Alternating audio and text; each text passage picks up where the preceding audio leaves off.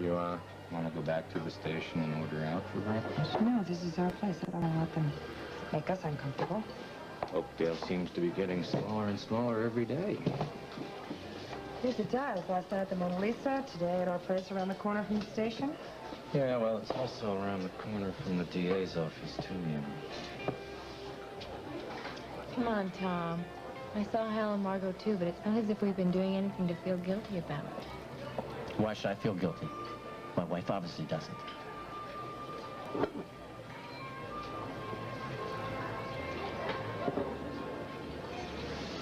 I guess I know where he stayed the night last night and with whom. Hey, come on, you're much too good a detective to jump to conclusions based on this kind of circumstantial evidence here, but... Supposing you had conclusive proof, would it bother you? And we think we have a very stimulating show ahead of us on this, the premiere edition of Patterns. I'll be right back to introduce you to my special guests after these announcements. So please stay tuned. She's great. She looks like she's been doing it all her life. I can't get over how relaxed she looks. You know, I can't get over how much better you felt ever since you were told you didn't have to go to school today. That's right. Dad! Hey! Didn't know you were back. John? I just got back. I heard you weren't feeling well. I thought I'd come over and watch Lucinda's new show. In this home, it is known as Kim's new show. Oh, yeah. So what's the problem, sport? Well, I've just been under a lot of pressure lately, that's all. He didn't sleep very well last night, and this morning he said he had kind of an upset stomach, and his mother thought it was wise for him to stay home for a change. Oh, excuse me, sure. Kid your age, not sleeping at night? What's up? Well, Kathy's leaving today, and I'm worried about her. She's real upset. Yeah. I'll tell you something, Andrew, between you and me, maybe it's not such a bad thing her going away. You'll have a little bit more time to concentrate on school and maybe have some fun. These are the best years of your life, you know. I'm sorry, John, but Kim's show's coming back on. Lynn Michaels, a resident psychiatrist at Memorial Hospital. Sure. Thank you for joining us. Thank you. And on my right, Laura and Joseph Steed. Thank you for coming on the show today. Mr. and Mrs. Steed have personally experienced one of the tragic consequences of this disturbing and growing problem of severe teenage depression. We're going to be talking about their son, Tim, who a little over a year ago took his own life. We're also going to be talking about some of these danger signals that indicate severe self-destructive tendencies. Dr. Michaels, why don't we start out by your telling us about the Oakdale hotline that you've instituted at Memorial Hospital. Okay. It's toll-free, it's open 24 hours, and it's available not just to young people, but to people of any age who might need help and not know where to turn to. Good. Now, we are showing that number on our screen right now. We will continue to do so from time to time during the show, in case you don't have your pencils handy. Lynn, I assume that the people answering these telephones have been specially trained to do this? Oh, yes, they have. But more than that, they are caring, compassionate, non-judgmental human beings, many of whom have been through experiences similar to the kinds of things that our callers are trying to cope with. I see. Well, what can the rest of us do to help? How can we be helpful here? I'd like to say to parents and brothers and sisters and other family members and friends and teachers and anyone who might be concerned about someone they know that, yes, there are common causes of depression that, if untreated and unchecked, could lead a young person to try to take his or her own life. We have to understand, of course, that we don't all react to stress in the same way. What could be a minor disappointment to one person could be a devastating experience for someone else. But there are some factors that seem to relate to teenage depression, and they are a death in the family or among close friends, leaving home for college or some other reason that's traumatic or could become so. I suppose a divorce or separation. Oh, yes. Divorce, separation of parents, absolutely. A sibling leaving home. And also, this may surprise you, Jamie, kids can be depressed if they Why do you have to leave me alone with them? If they weather one of these emotional storms that I've just described.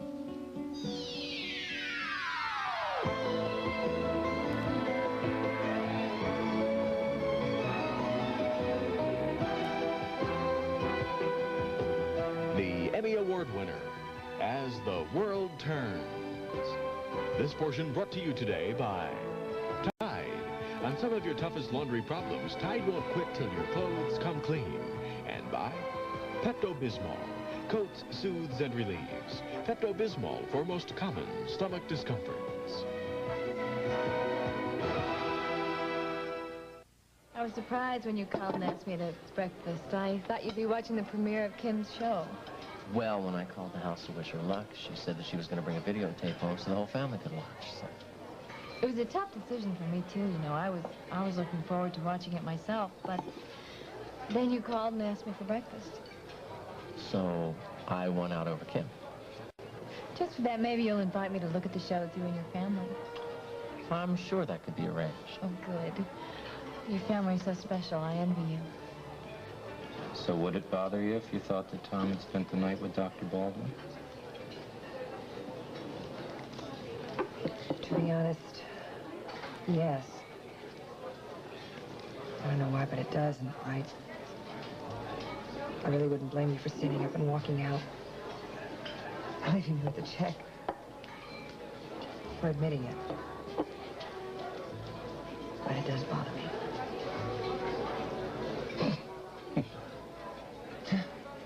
Let me tell you something. After my ex-wife had remarried, I happened to take a date to the same restaurant where Linda and her new husband were having dinner. And after Linda had had a couple, she came over to the table. And she said, Hal, dear, I was just telling Arthur about that wonderful lake that we used to go to up in the mountains. What was the name of that lake? I can never remember the name of that lake. And I just, I mean, not only did I have to think of some really wonderful times that we had together up there, but I had to think about her going up there with him. Did she do it on purpose? Who knows, but the point is that, hey, I understand how you feel. And I think that there was something really wrong with you if you weren't bothered by the idea of Tom spending the night with somebody else.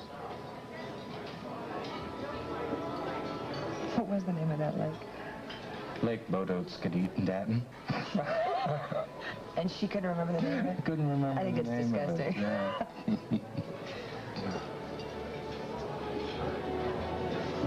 Anyway, I mean, that should give you some idea about how Tom feels, you know, when he sees us together. I mean, especially so early in the morning.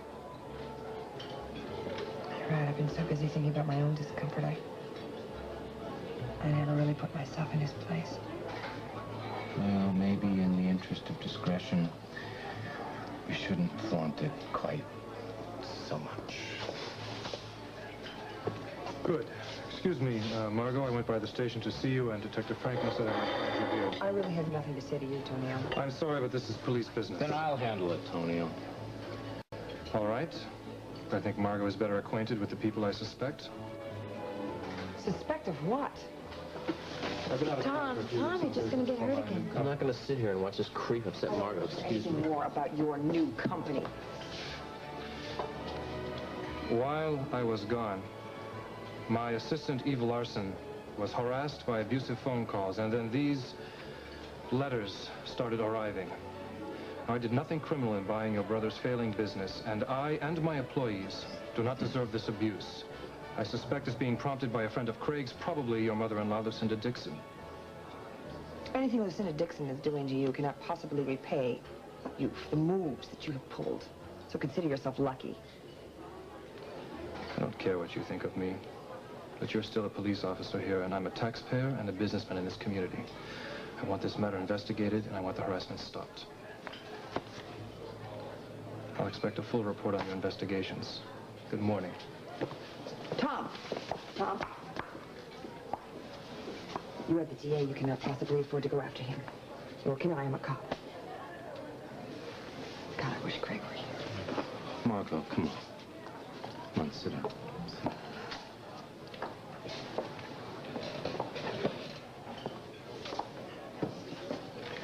Okay, don't tell me. Some people never learn, no matter how many times the truth slaps them in the face. Before we go any further, I would like to get something straight. Now, I think we would all have to admit that from time to time, we have ups and downs in our lives, and we feel depressed. I see my children going through times when things aren't going just the way they'd hoped, and they get depressed. Now, what's the difference between that and the kind of thing that you were talking about? Well, there is a difference, and I'm very glad that you brought up the fact that kids can be depressed without thinking of doing harm to themselves, because that's certainly true. What we're talking about here is severe, acute depression, the kind of complete feeling of hopelessness that doesn't go away. There are a lot of symptoms to be on guard for, but I'd say some of the most frequent would be an inability to enjoy or appreciate one's own achievements, an inability to get along with authority figures, a marked change in attitude or performance at school or at home. And then you get to the most difficult to spot, of course, that's involvement with alcohol or drugs. Another symptom, very important symptom, if a kid has difficulty making friends. Now, why do you think a teenager would have trouble making friends? What contributes to that? I guess the same reasons that keep any of us from reaching out to someone else, of feeling that we have nothing to offer. In other words, low self-esteem. Exactly. So just an inability to appreciate the value of friendship. Another danger sign would be wide mood swings, uncontrollable bursts of anger. All right, let's say that we do spot these tendencies in someone. Now, what do? Do we talk to the person, or do we encourage the person to go to a qualified counselor? Do both. And I would say to you what I say to all of the people who are volunteers on the hotline: ask direct questions. There's a myth out there that if you ask someone if he or she intends to do harm to himself, it's going to give him the idea. And that is not true. Really? No. You don't lead someone to attempt suicide. If it's a ridiculous thought, they're going to tell you. But if you ask that question to a deeply troubled teenager who might be contemplating ending it all, consciously or subconsciously, you could lead that person to life-saving counseling. I'm so glad you brought that point up. I would have been frightened of bringing the subject. A lot of people would. Really? Yes. Well, you're telling us things that we all need to know, and it's so important. We're going to be showing the number of the Oakdale hotline on our screen again now. And let me remind you, this is not a number just for teenagers. It's for anyone who feels they have a problem and need help. That's right. And this is the Oakdale hotline number, but if you're a viewer outside the Oakdale area, you can look in your yellow pages under the listing suicide. If there's no such listing in your city, you can consult a clergyman or any qualified counselor. Please, call. Let somebody know that you need help before it's too late.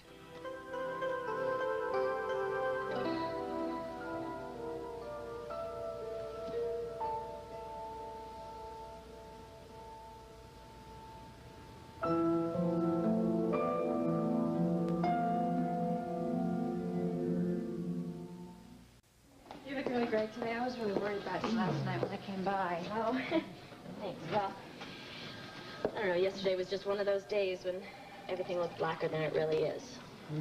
But I do appreciate you coming by. I really do. Of course. Hi, Meg.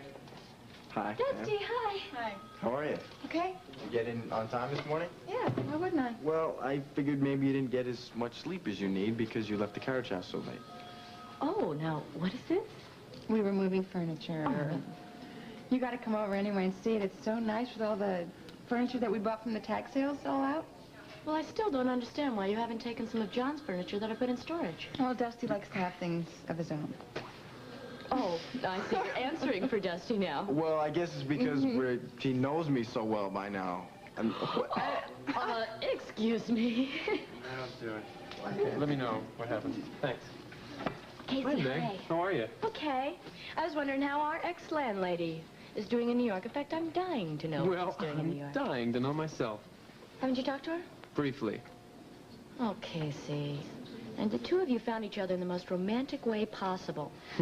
If two people belong together any more than you do, I don't know who it might be. Well, I'll tell you what. I'll get her address and give it to you, and you can write her and tell her that from me. Okay? Does that make sense? If that would do any good, I would do it. Yeah. Well, it's good to see one person happily married around here. Who? Oh, me. Woo. Of course. Yeah. See you later.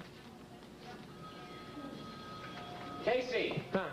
Is Franny in the hotline room? Yeah, I think she is. Taylor, excuse me, I'll talk to you later. Sure, Tom. Thanks for everything. Those are the best scrambled eggs I've had in a long time. So, Tom's a good cook. Oh, I wouldn't know, but apparently the cook in the coffee shop is. So why are you hanging around with Tom as if you know he's still crazy about Margot? I'm not hanging around with Tom. He's my friend. If I didn't know better, I might think that you still cared.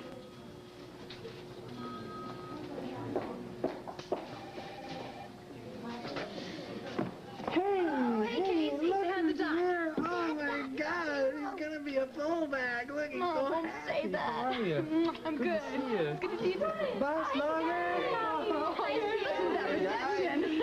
This little guy used to come into the nursery every morning and he would say, Boy, another great day. Am I glad to be alive? he still says that. I think he will continue to. He does say that. I knew he said it. He's a genius child. What can I say? Well. Oh, there's Tonio. Excuse me. Hello, hello.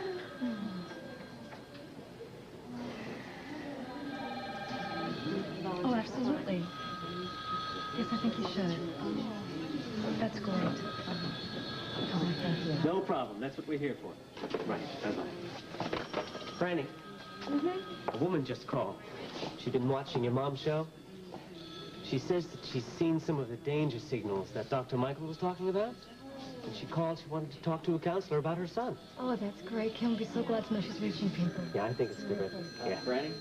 Hi, Tom. Just a minute, okay? Go ahead. Go ahead. I'll get it. Oh, thanks. Hi. Hi. What are you doing here? Huh? Came to see my kid's sister. How you doing? Better. Not a lot, but every little bit helps, you know. Yeah, I know. It's good to be here. You know, talking to people whose problems are more serious than mine. That helps a lot. You know, I'm proud of you. Hey, Frankie. What are you doing? Oh, right now, I'm okay. I feel like I'm about 10 years old with two big old protectors standing up for me. Hey, two's better than none, right? Yeah, especially you two. Oh, listen, excuse me. Sure. This little sister of yours is one very special girl. Yeah, I know. Can you, speak up a little? I'm having a little trouble hearing you. Yeah, I understand if you're feeling nervous about talking to me. Just take your time. Help me. I will. That's what I'm here for. Now, can you tell me how you're feeling right now? How can I help?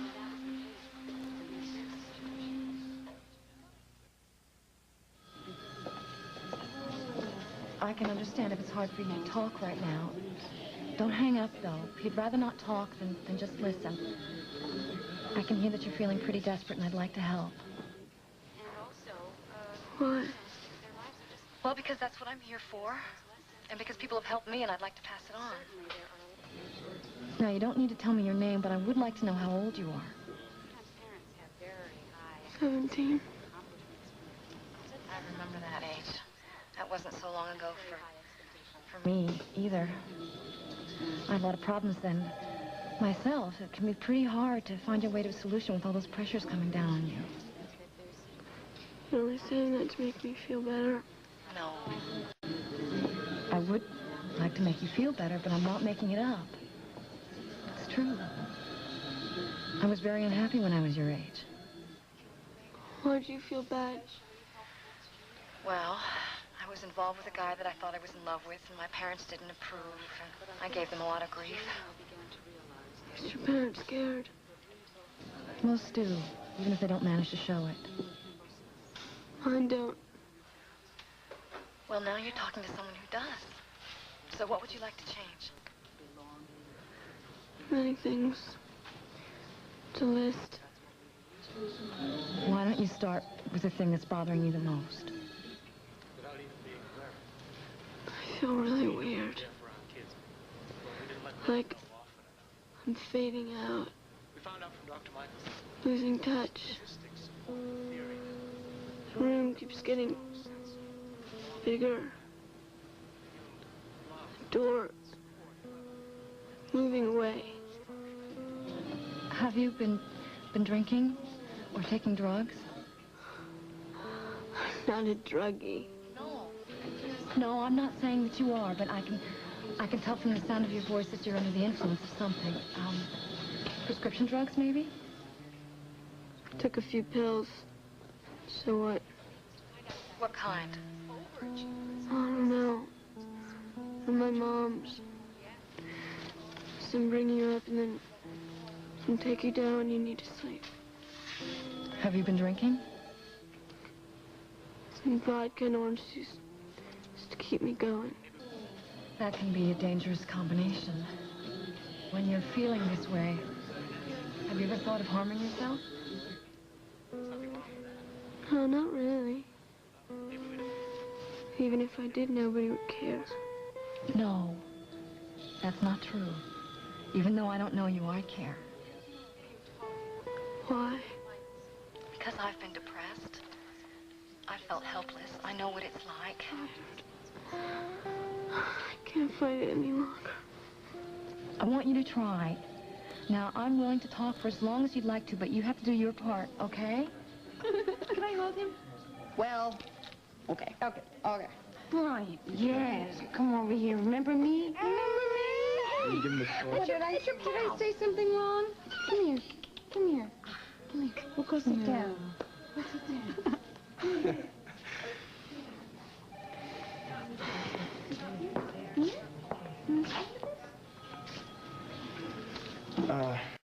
So have these private detectives given any explanations to why Craig hasn't tried to contact you in some way?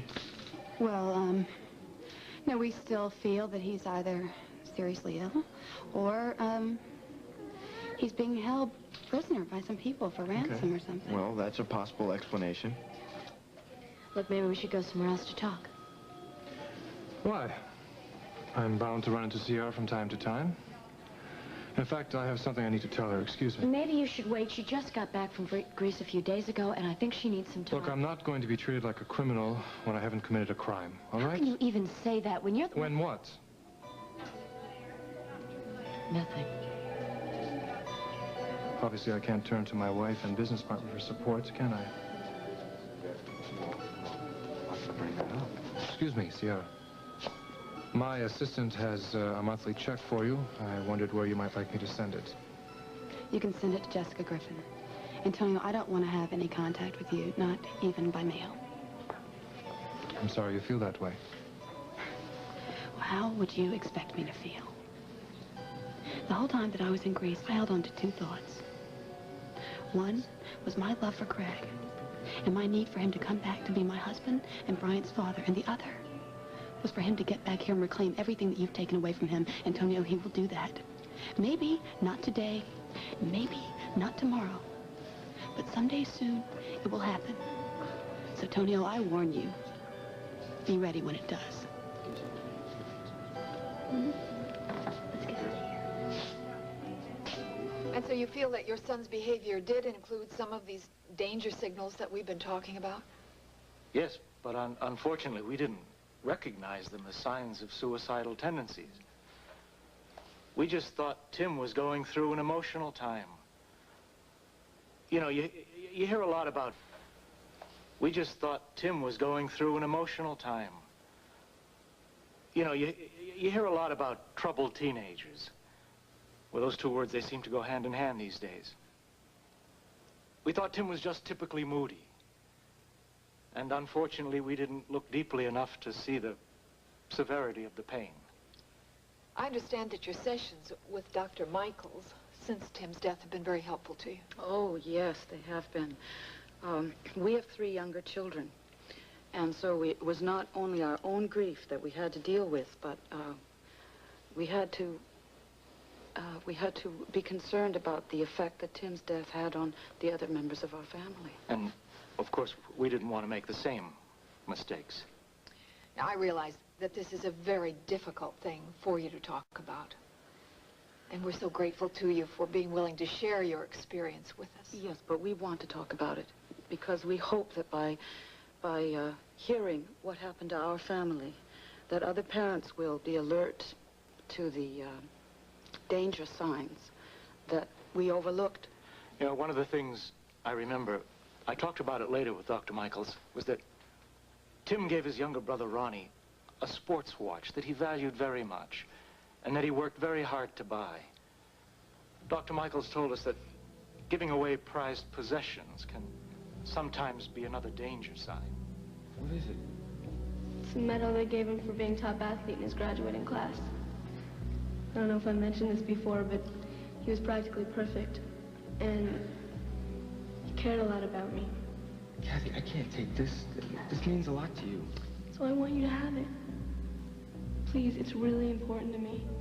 Signs in hopes that somebody is going to pick up on them and I've got to call Kathy. What's the rush? Oh, I just want to make sure she's watching. like that. After we come back from our mid-break, please stay with us. There must be some mistake. I've been in my room dressing, and Kathy's been in her room packing to go away to boarding school this afternoon when her father gets back from work. Look, ma'am, all I know is that we got a call from the Hotline and Memorial. They wanted an ambulance to this address. Please. Kathy? Kathy? Oh, my God. Certainly there are. Also, I think sometimes parents have very high expectations and confidence in their teens, and sometimes the teenagers. This portion of As the World Turns has been brought to you today by Cascade, powder and liquid Cascade for virtually spotless dishes, and by the dentist's choice for fighting cavities, Crest with Floristat. And now part 2 of As the World Turns. No, Mr. McKechnie. Look, I wish I could tell you that we've found both Stenbeck and Costello, but we haven't. Not yet. But we'll keep you informed. Right. Okay. Bye-bye. You know, it's a lot more than just polite conversation. I think we at least owe this guy enough to keep him informed. I know, we do. You know, I woke up at 5 o'clock this morning, and I was asking myself if I had the right to call myself a detective after letting a rookie cop get away with leading a double life for so long. Yeah, I think you're being too hard on yourself. You know we can't accuse another cop without damn good proof. Now, you know that. I guess you're right. Hey, have you seen Margot? No, well, while you were in with Mac, we got a call from Memorial Hotline. They had a possible teen suicide, a young girl. Their ambulances are all out, so they needed a PD ambulance. Margot insisted on going with them. Well, if there's a kid in trouble, she can't stay away. And, say, speaking of kids, have you heard from Paul Stenbeck's mother today? No, but I know that Paul's back in Oakdale High. You know, that's very strange. I figured that Barbara would be keeping in touch with us, police protection or something. Yeah, well, I got a feeling Barbara's keeping a pretty wide berth from everybody these days, especially me. You mean because of your relationship in the past? That's part of it, I'm sure. Say, you mind if I make a little unsolicited observation? Oh, no, sure. Go ahead. What?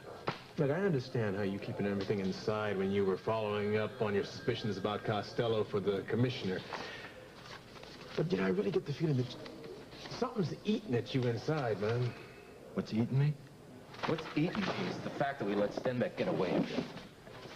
I mean, the man should be behind bars where he belongs so that people around here can get a decent night's sleep, including me. Yeah, well, is that really what's keeping you awake nights? Oh, man, what is this? Hey, I was really hoping you wouldn't see that with this mood you're in today. I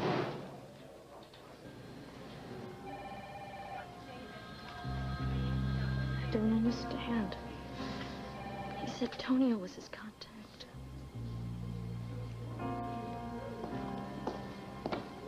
Meg, the boss asked me to sort through all this. It's a complete madhouse in central filing. Oh, you need some help? No, it's okay. God, everybody's talking about the Stenbeck guy.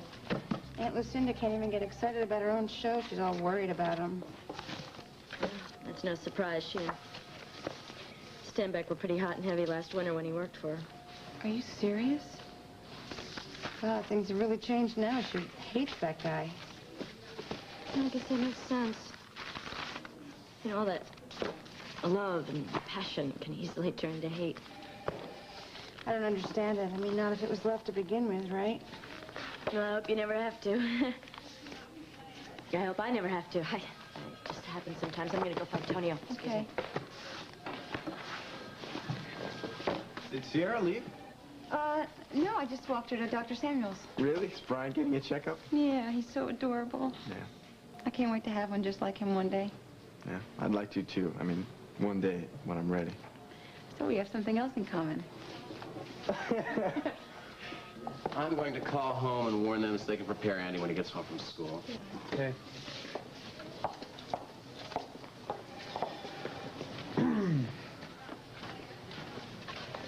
You know, I had no idea it was Kathy until she gave me her address, and I almost freaked out. Yeah, but you didn't. You just like Dr. Michaels said you should. You were terrific. Well, I don't know. Okay. Oh, Mom, I gotta go. Yeah, I'll See what join you you. do I'm to on me? standby there, too. All right. Emergency it is. Lynn, I know that hotlines are springing up all over the country, hotlines such as yours. Why do you think there's such a growing need for this sort of thing? Is it because our lives are more complex? Sitting here beside you, I can just feel your Children pain. have to face Well, I knew she'd be good, but well, she's wonderful. I think that I has think a great Lucinda deal should be pretty proud, too, after all. And Who would have thought also, that... Well, she knew that Kim was going to be a pro like that. What's the matter, pal? You bored? This is very good. You know, I think all you kids should really take a look at this. I'm going to talk to Lucinda. Maybe she can show it at your school as an assembly or something. Also, I think sometimes parents have very high expectations of accomplishments from their teenagers, and sometimes the teenagers themselves have very high expectations for instant gratification, and that just opens the door to very severe disappointment. So in general, I guess you could say that there's a lack of stability in young people's lives, although I can't really say that that was the case in Tim's situation. Coming out of the sessions with Dr. Michaels, is there any one particular thing that was especially helpful to you that you feel you'd like to share with us? Oh, there were many things.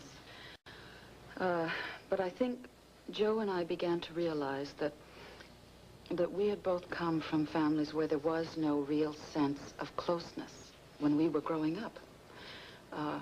Our parents were there, but there was no real sense of belonging or being supported by our families. And since that's what we were used to, that was the pattern that we passed on to our own children. Without even being aware of it. You know, we knew we were there for our kids, but, well, we didn't let them know often enough. We found out from Dr. Michaels that statistics support the theory that children who have a strong sense of belonging to a family, who feel loved and supported, who have a strong moral structure to hang on to, they're more secure than children who don't. Well, certainly the love and I'll get it. a sense of belonging and a clear sense of right and wrong are things that we can all give our children, regardless of... Dr. Hughes.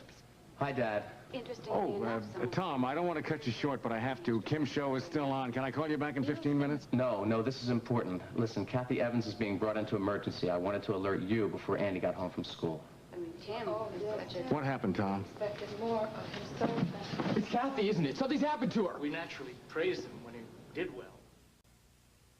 Tom doesn't have all the details. Kathy was watching Kim's television show. She called the hotline. Franny realized that the kid was in trouble and called an ambulance. I knew I shouldn't have left her. I shouldn't have left her when her parents got home. They made such a big deal about it. Big deal about what? I gotta go to the hospital. Wait a minute, Andrew. This girl has been bad news for him since the very start. If she's tried to take her life, it's proof that she's not the kind of girl he should be hanging around with. It's proof that she's a kid in trouble and she needs help. That's why she called the I hotline. haven't got time to argue with her. He's probably stealing my car. Andy? We're showing the number for the Oakdale hotline again. Well, you can't show it enough. Obviously. This is Tom Hughes. I need to talk to the assistant DA, please. Oh, I'm so glad to see you. I wanted to call, but I heard about the postponement of your marriage, and well, I just thought I'd wait for you to call me. I thought you might need a little breathing room. Thanks. But listen, the wedding is not just postponed. It's off. Oh, no. My mother used those words, but I thought she was exaggerating as usual. No, not this time. Well, can you talk about it? Yeah, it's a little awkward. I know that you're a friend of Sabrina's. Well, what does Sabrina have to do with it? A lot. She and Seth are in love with each other.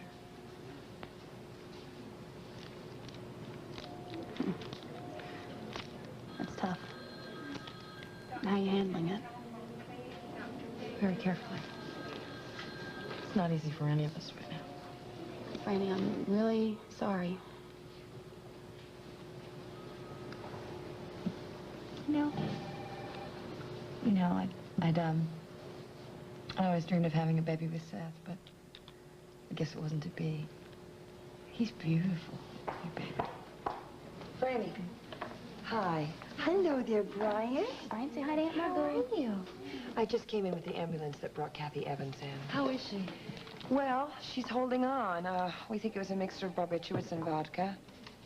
I wanted you to know. I understand that you took the call, and I have some questions to ask you to fill out my report. Yeah, sure. I want to get down to emergency, though. Can we talk there? Sure. Tom, it's Kathy. We're going to go down to ER. I'll come with you. Dr. Baldwin's down there handling the case. Margot, I want you to understand something about Please, there's nothing I understand. We're both here as professionals. Why don't we just leave it like that, okay?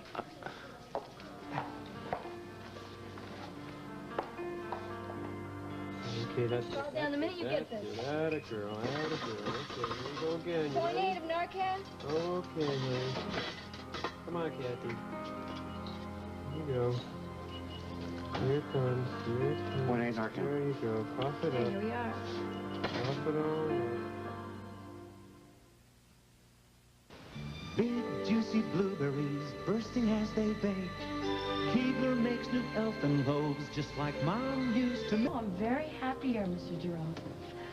Mr. Reyes is a pleasure to work with. Well, I'm in no rush for a reassignment.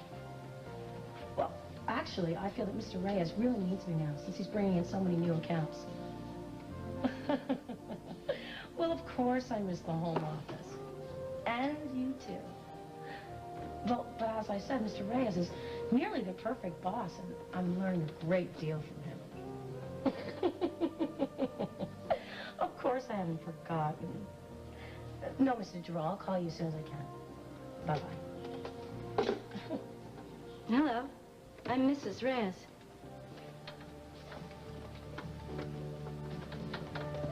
Hello, Mrs. Reyes. I'm Eve Larson, your husband's assistant.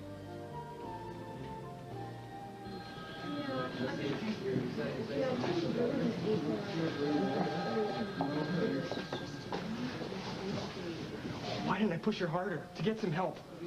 I didn't know it was that bad. Don't blame yourself. Yeah. Next time you'll know. If you see a friend in real trouble, it's not doing them a favor not to tell their parents or not to urge them to get help. What happens if she... Oh, honey, one step at a time, okay? Just one step at a time. I think I'm in feeling. I'm feeling so much right now, I'm going to explode. Text views. I'm Keith Evans. Oh, how do you do? My wife Liz tells me that you were with the ambulance that came.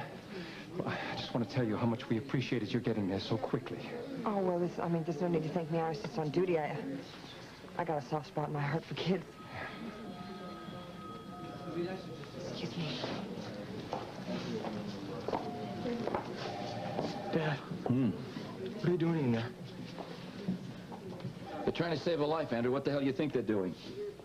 I know that. I know. But how do they do it? What are they doing to her? I'll tell you what they do to her. They jam a needle in one arm, they set an IV, they drip a drug into her system to try to counteract whatever the hell it is she's taken. Then they jam a needle in the other arm. They draw blood so we can analyze it so we know what kind of junk she's been dealing with. And they stick an oxygen tube up her one nostril, they stick another tube up the other nostril, they shove it right down her nose, they shove it right through her throat, right into her stomach. They pump in a saline solution to wash out whatever the hell is in there. And if they're lucky, Andrew, if they're real lucky, they get enough of it out before it gets into her bloodstream and it kills her. Why are you so mad at me? I'm not mad at you. It's not my fault. You said it was your fault. I look at that girl in there. And I think maybe, my God, she would have taken you with her. I read about these teenage packs, these suicide packs, these copycat things. Andrew, listen to me. She's the first girl you've ever been really close to. I look at you. And I think, what if you were in there on that table right now? What if that was you? That scares the hell out of me, Andrew. When I get scared, I get mad. I'm scared, too. I'm scared for Kathy. Sure you are.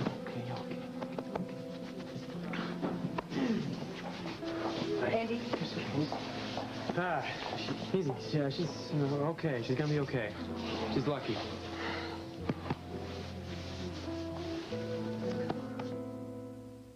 I want to thank our very special guests for being with us today. Laura and Joseph Steed, thank you for sharing these difficult and painful lessons with us. Well, if we've been of any help, it was our reward. We just wish we could tell Tim what a terrible waste it was. So much lost and nothing accomplished. Well, I'm sure that you have reached other parents and teenagers with that message today. And Dr. Lynn Michaels.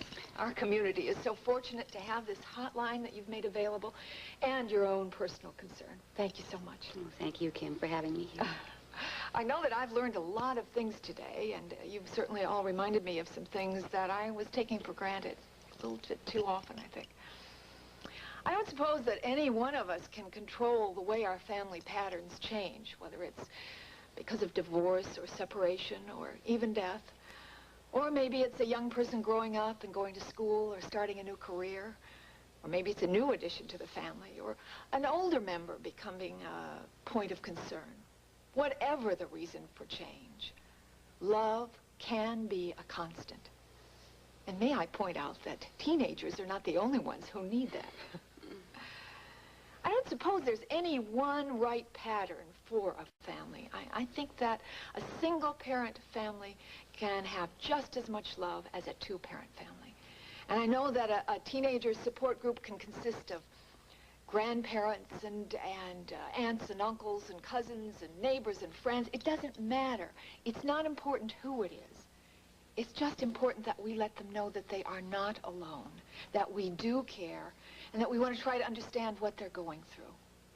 We need to remind them that things are not hopeless, and that they are not helpless, because there are always options. And the most important thing is that life is a very precious gift, and we need to love it and to live it. I'm Kim Hughes. Please join us next week for Patterns.